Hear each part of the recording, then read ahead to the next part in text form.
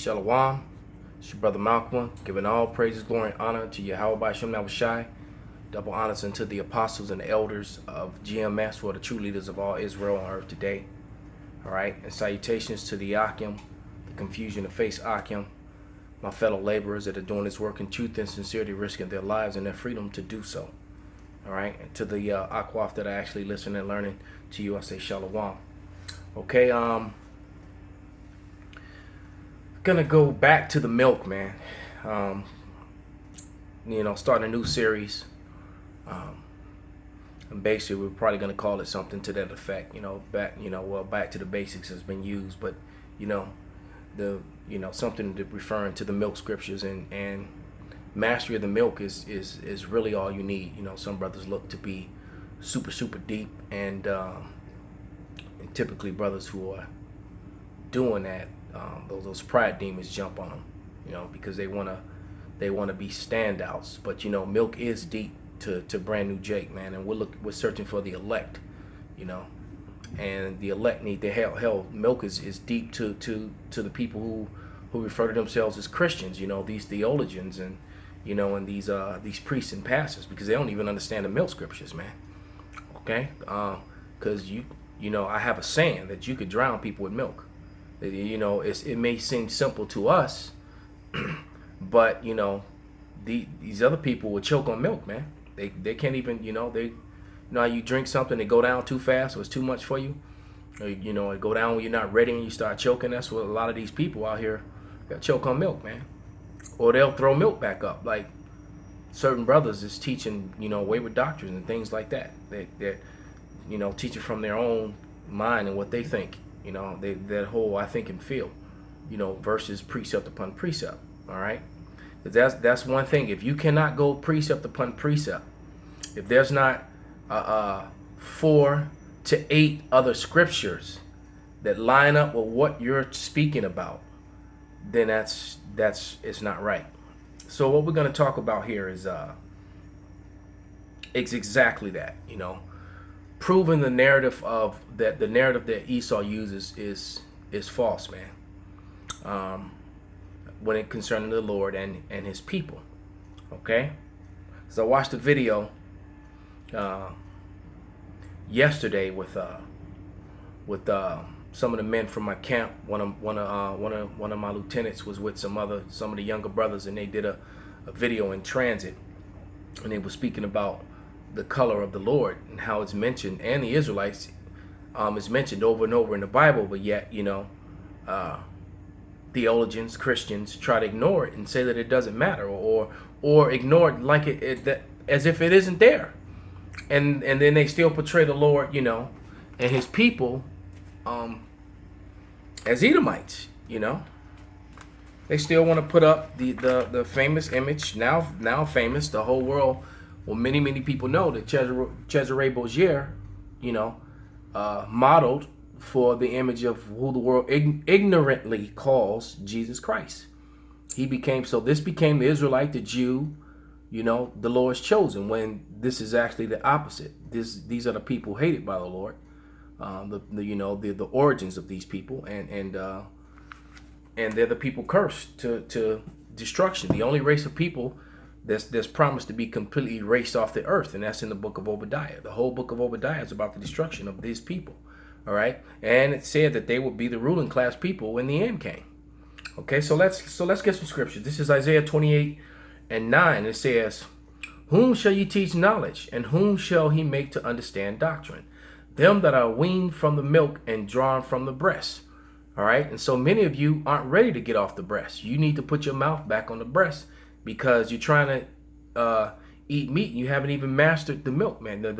You still need the milk, man. You're trying to chew meat. You don't have teeth yet. Okay? It says, "For precept must be upon precept, precept upon precept, line upon line, line upon line, here a little and there a little." So the Bible is read from this chapter to this, back to this book, to back to the front, right? Because the prophets, even though they were all living at one time or another, often they were the same people coming back in some cases, and sometimes a prophet would say something and it wasn't answered until 5-10 generations later. or to that effect. So if you don't understand that, the Lord's not with you. That's the Bible is a mystery. Okay, it's a mystery, and it's only given unto his prophets. Those are the people who are going to understand, and that understanding wasn't released until after the seals were broken, man. Okay, which is now. This is Amos 3:7. It says, "Surely Yahweh power will do nothing, but he revealeth his secrets unto his servants the prophets." So the prophets, the truth came back into the world through Abba Bibbins, who through the scriptures and through understanding would have to have been Elijah, John the Baptist. All right, who was the head of what the Esau has deemed the one Westerners. And quite frankly, that matches up with scripture. Period. It matches up with scripture, because we become the bane of their existence and of the false Christian narrative, which has been pushed to the earth. All right, which is also written in the Bible, and an exposing of Esau, which the Edomites, the so-called white man, fit all the scriptures, which are Esau, Edom, and the so-called Negroes, Latinos, and Native American fits all the suffering, cursed scriptures of them which you are the Lord's chosen. And now those curses are starting to reverse. You're starting to see the curses that were on the Israelites fall upon the so-called white man, who was Esau, Edom.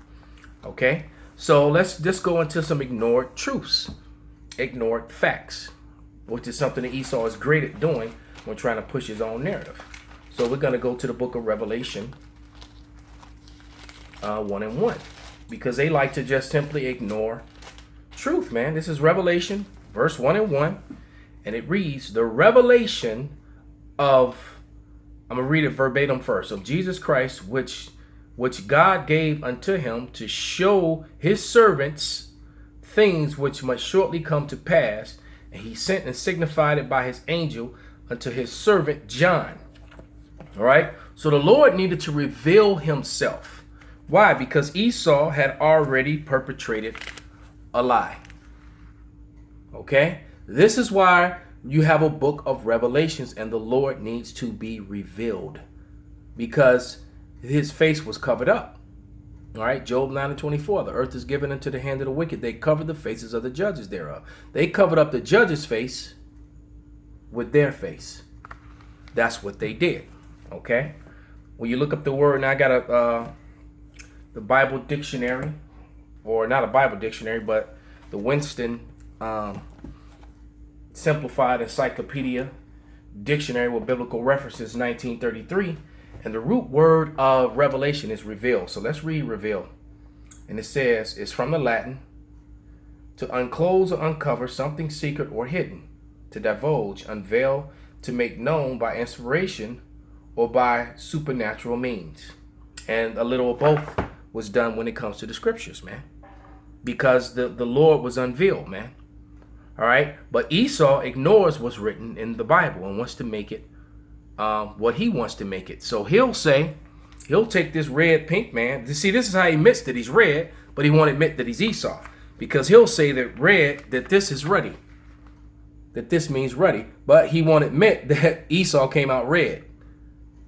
Okay, but no, the truth of the matter is that ruddy is talking about youthfulness, or the shades of red that are in a dark brown color, and all you have to do is Google a ruddy duck or a ruddy cow or a ruddy horse, and it's going to show you something that's super dark brown, darker than my garment in a lot of cases, and even my garment has red tones in it, even though it's brown, man. Okay, because brown is actually a derivative of red, but brown is dark. Okay, they'll try to make pale red. No. All right, that was Esau. That's the description of Esau. All right, one that was wasted away. Wasted away as he had no pigmentation. All right, they're the people that's walking around with that curse on them. Let's go and to prove what I'm saying. Let's go into this book, Blacks in Antiquity. Okay, so when you look throughout the book, it's showing you image after image of these brown people that were in Greece. Okay, these were your Hellenists. This is Greece, Rome, But when you watch their movies, you don't see the faces of such people, man. Okay? All you see is so-called white people. So you're not being taught real and true history, man. Hence the reason why a lot of the noses and the lips are knocked off a lot of these artifacts. Because they're trying to hide those Negroid features. This is all art relics that are dug up throughout Greece, man. Throughout Rome and Greece and all the whole land. Those parts of Europe there. They want to deny these truths, man. As a matter of fact, I've used this book a lot in the past. Okay? You can clearly see that these were Negroids. Negroid people. All right? But when you're watching TV and movies, you never see these faces. Hence the reason why people are so confused about Europe and Greeks and who was really there. When we always tell you that the Greeks were a dark race of people, and that the Israelites were all throughout Rome and all throughout Greece. When you read, when Thessalonica and Galatia and Pontus, when you watch Cappadocia, when you watch the movie Spartacus, they were in Capua. All right, these are the images of the people who were living all throughout Capua. Okay, and this is one of my favorite things to do right here. I love this movie. Troy is a great movie. Okay, and if you look at and I keep this came out of from the DVD, but you see the two arrows. All right, the arrow is pointing to King Memnon, and on the one on the bottom is he and his brother. All right, and they're portrayed as so-called white people. The truth of the matter is, when the Battle of Troy was fought, there was no pale people there. These were the people at the Battle of Troy. Okay? And there's Memnon. There's Memnon right there. These were not so-called white people. As a matter of fact, the Alexander, the Macedonian, the Edomite, all right, when he came into that land, that was 333 years after the Battle of Troy. So the whole scene is there. No one else. There was nobody pale there. There was no white people there. All right. I know that's hurtful to you and it makes you mad, but there wasn't. These people who look this way, even though I do believe that Brad Pitt is actually a confusion of face Israelite. That's just me. He got just a little bit too much swag because white men are kind of saltless, and Brad's got a lot of swag, man. He's got a lot of salt. But that's neither here nor there. All right. But people who look this way with this pale flesh, this red pinkish flesh, they didn't come into that part of the world and conquer it until 333 years after the Battle of Troy. Hence the reason why you have the book on the image. The image on the front of the book, because the people went from here to here. That's what happened. All right. That's what happened. And now let's prove something about Ruddy, about Memnon. This is page 153, the top paragraph, page 153. And it says, and the pure black of Memnon's face shows a certain ruddiness. See, that kills your red narrative. All right, of Ruddy. That's a lie. That's a new speak definition. All right, when they change and rewrite the meaning of words, just like they did with the word virgin. They rewrote and gave a new meaning to the word virgin. All right, so Ruddy had nothing to do with pale flesh. All right, and actually really was talking about youth. And its truest meaning, it was talking about youth. That's what Ruddy mean. David was the youngest of his brothers, man. So it's going to tell you all these scriptures that reveal the Jews, Solomon, the Lord, the angels, the Israelites as being super dark brown flesh people. Job 30:30, my skin is black upon me. Lamentation 4:8, their visage or visage, however you want to say it, is blacker than a coal. We all know what a coal looks like. Now that I'm holding this dictionary, we'll look up the word visage. All right, here it is. It says visage, from the Latin, videre, the face, the countenance, the appearance. So their appearance were dark like this. Okay, that was the Jews, meaning Judah, Benjamin, and Levi. Okay, those three tribes were referred to as the Jews. Okay, and but Esau ignores the record that's written or changes the narrative. About how did he change the narrative? He changed the definitions and the meaning of words to fit his Christianity lie.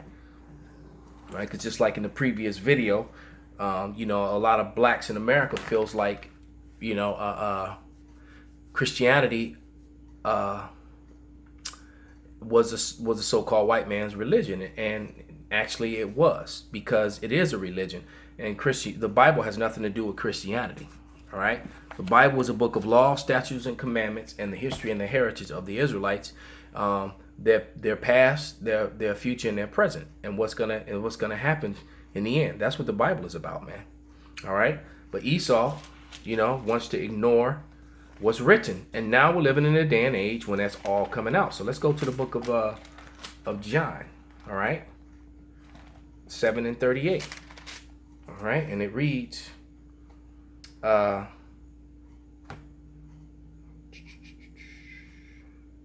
he that believeth on me, as the scripture hath said, out of his belly shall flow rivers of living water. The truth, man.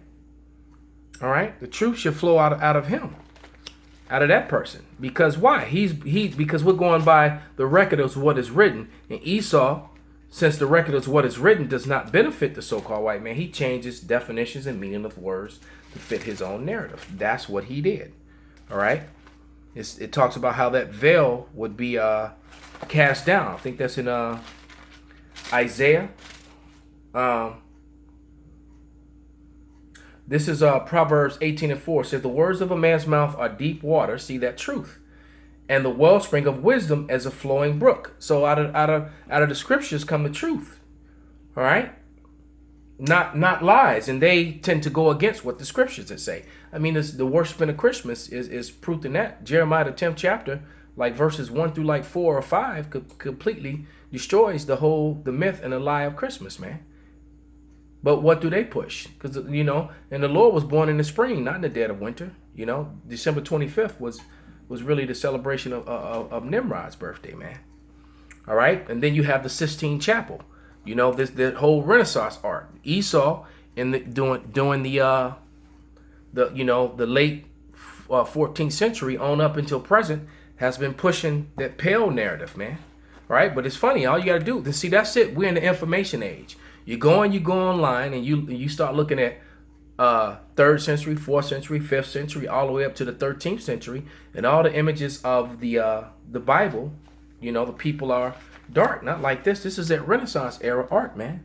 Renaissance lies, the controlling of the narrative. And Esau had come into power, and he couldn't enslave you and enslave the whole brown world and could declare himself superior with all his false science, pictures of apes next to brown people's face and saying that they're the same and all. He couldn't do that when the Bible was clearly telling you that's how the Lord looked, that the Lord had woolly hair, that the Lord had thick lips and a wide nose and dark brown skin.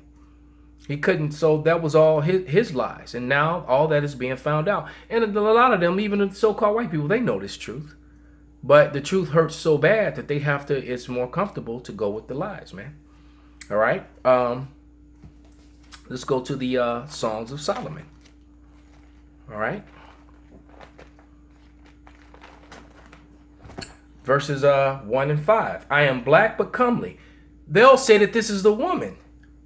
This wasn't the woman speaking. This was Solomon. It says the Songs of Solomon, which is Solomon. Let him kiss me with the kisses of his mouth, for thy love is better than wine. All right. And they try to misconstrue that and say that he's singing to a woman. No, he's talking. The woman here is wisdom. And then verse 6 clears up exactly who he's talking about. That he's talking about himself. And here's the proof. It says, I am black but comely, O ye daughters of Jerusalem. He says, I am black but comely, O ye daughters of Jerusalem. As the tents of Kedar, as the curtains of Solomon. Look not upon me because I am black. All right. Because the sun have looked upon me. My mother's children were angry with me. And who is that? That's Esau, man. They made me the keeper of the vineyards, but my own vineyard have I not kept. Okay? And the woman that's being spoken of in the book of Solomon is wisdom. And they try to create a whole doctrine. You even have Stephen Banoon, the Israeli guy, talk about how mixed marriage and now they became Israelites. This is how Ethiopians became Israelites. No, because the Bible tells you that you're an Israelite through your father's seed, and Solomon was a son of King David, who, let's go back to ruddy, what it really meant. The pure black face shows a certain ruddiness. All right. Jeremiah 14:2 says that the Jews were black. You know, we read, the scripture after scripture, but yet they ignore what the scriptures say about the physical appearance of the people of the Lord, man. All right. Let's finish up with 2nd Ezra. I don't want to make this too long, but simple and edifying, man. This is 2nd Ezra 6, one of my favorite scriptures. I often bring it out because we're living in this time, and this continues to happen every day with the men of the Lord. This is 2nd Ezra 6:27. For evil shall be put out, and deceit shall be quenched. And as for faith, it shall flourish. Corruption shall be overcome. And the truth, which have been so long without fruit, shall be declared. And the truth is being declared. All right, like I said, this is 5th century art. Those are not white people, man. All right. And I forget exactly where in Europe. Maybe somewhere near Romania, I forget. But that's 5th century art. And what you see is brown-skinned people with afros and black angels, men, not women. So Esau likes to control the narrative, man. All right? And he has been found to be a liar. And so their time is up. Their kingdom is fallen. All right? All praises, glory, and honor be unto Yahweh Shem Shai and Shalom.